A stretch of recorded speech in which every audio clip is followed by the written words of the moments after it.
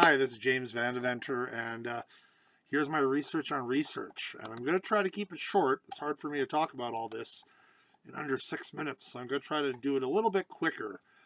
So I listened to a few podcasts, watched a few videos, and I guess I'll touch base on the important things. Some people, I really like their honesty. Like, I did listen to this one study from Dr. Amy West about understanding intervention strategies with mental health. But she acknowledged, her gaps in her own research, just saying, you know what, I did this study in a very, very rich white neighborhood, So she said, my statistics are interesting, but realistically, something I want to revisit is looking at more poverty based areas, maybe also looking at different racial backgrounds. So I'm glad she acknowledged that in her research. Other things I looked at is just the idea of how to recruit participants, which is interesting because this is all new to me, right? The whole qualitative, quantitative research. And you just immediately think of friends, but again, you got to think of, well, friends might cause bias. So just some suggestions, talking to divisions or places of work, places of business, looking at LinkedIn, even checking out Facebook groups on how to recruit participants was really interesting.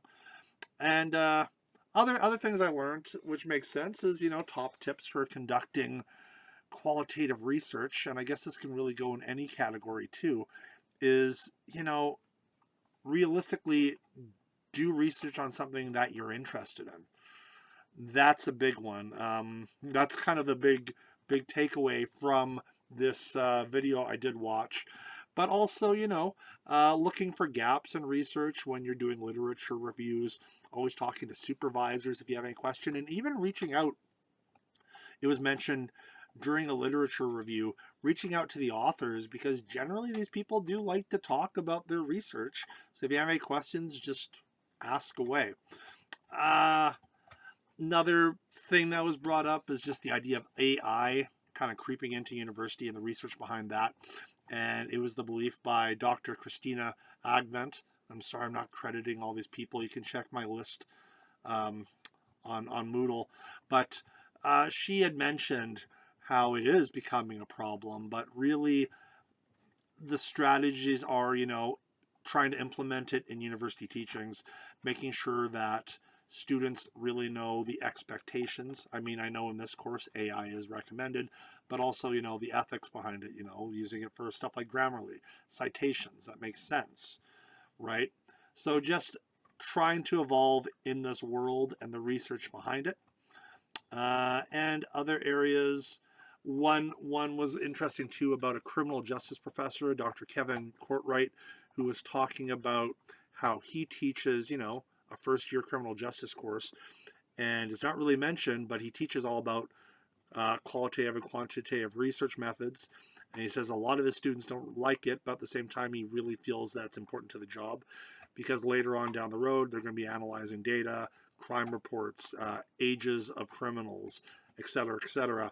So his students are kind of about it for a first year course, but he does see the importance of teaching research methods in a course that might not really seem research based.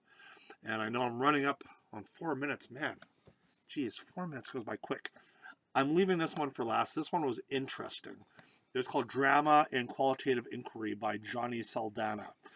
Now, this was interesting because this was somebody that actually did research proposals, but then would change his research into one person plays.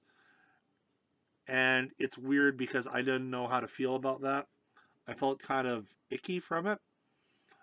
But also, as learning about ethics and consent, and as long as I guess the people doing the research or the research subjects are giving consent and know where the research is going, I guess ethically there isn't anything wrong with it.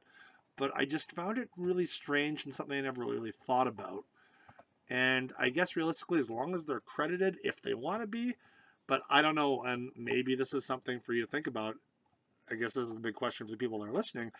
Is that ethically acceptable? I mean, I guess you're checking off all the boxes, but I don't know. That one was kind of strange to me. Anywho, that's 5 minutes. And like I said, I could have gone into a lot more detail. It goes by quick. Well, thanks for listening if you are, and hopefully you learned something new. Check out all these articles and videos if you can.